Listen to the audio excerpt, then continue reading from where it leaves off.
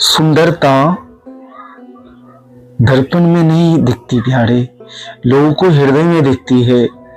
सुंदरता अगर दर्पण में दिखती ना तो वो हमें लगते हैं, बट आप लोगों को हृदय में अपनी सुंदरता और अपना चरित्र बिखेरते हैं ना, तो वास्तविक अर्थ में आप जीवन जी रहे हो।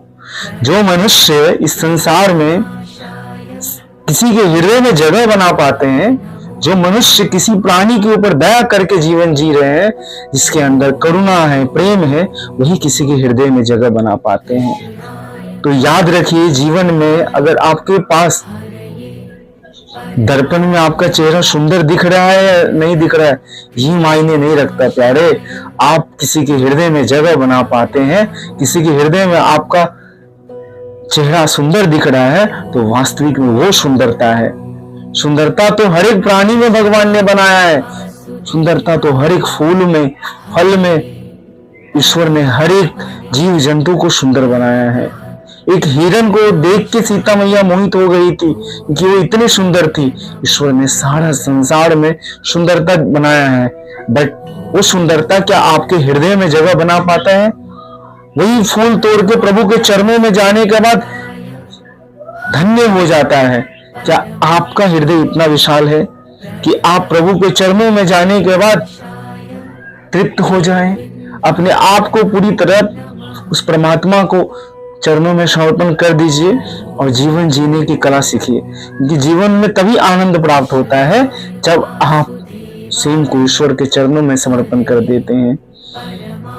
दर्पण धूल से दर्पण ढकी रहती है, उसी प्रकार काम वासना से आत्मा ढका रहता है। आत्मा का ज्ञान तभी होती है जब धूल से दर्पण हटाया जाता है और मन से वासना हटाया जाता है। जब तक आपके मन में वासना है, इच्छाएं हैं, तभी तक आपके जीवन में दुख है प्यारे। जब आपके अंदर वासनाएं, इच्छाएं कम होती जाएगी तो आत्मा का, परमात्मा का दर्शन और निकटता बढ़ता जाएगा, तभी आप ईश्वर को दर्शन कर सकते हैं। यही जीवन का सर्वोत्तर ज्ञान है। जो ये सीख लेते हैं, वास्तविक में वो आनंद प्राप्त कर पाते हैं।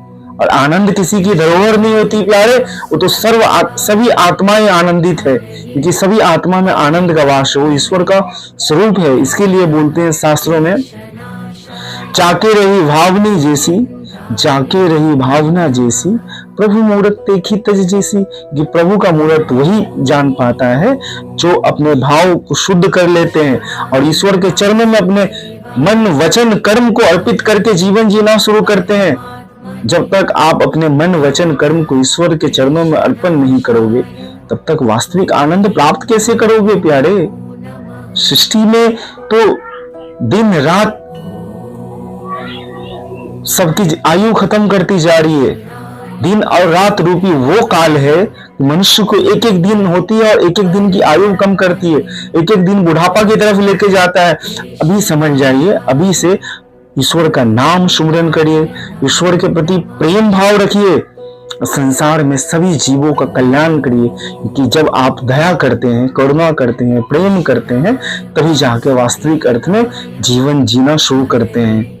जब तक आपके अंदर ये गुण नहीं आया, तब तक आप चारों धाम की यात्रा कर लो, भले ही गंगा स्नान कर लो या फिर सारे तीर्थों का भ्रमण कर लो, अगर ये गुण जिस प्राणी के अंदर रहता है, वास्तविक अर्थ में वही प्राणी प्रभु को प्रिय होते हैं। निष्काम भक्ति वहीं से शुरू होती है जहां से प्रेम, करुणा, दया स्टार्ट होता है। ईश्वर में, प्राणी मात्र के हृदय में ईश्वर बैठे हुए, तभी तो ईश्वर सब कुछ देख रहे हैं।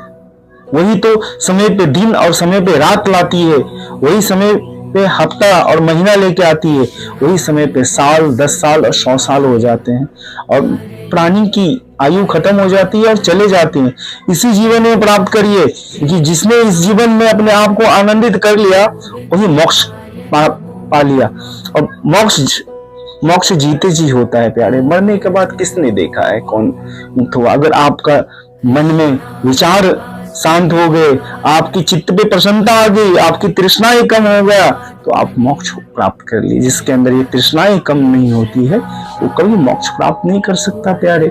तो तृष्णाएं कम करिए, जीवन में जितना हो सके उतना सरल और सहज रहना सीखिए, क्योंकि जो प्राणी सरल और सहज रहता है उसे ही हृदय में ईश्वर का वास होता है।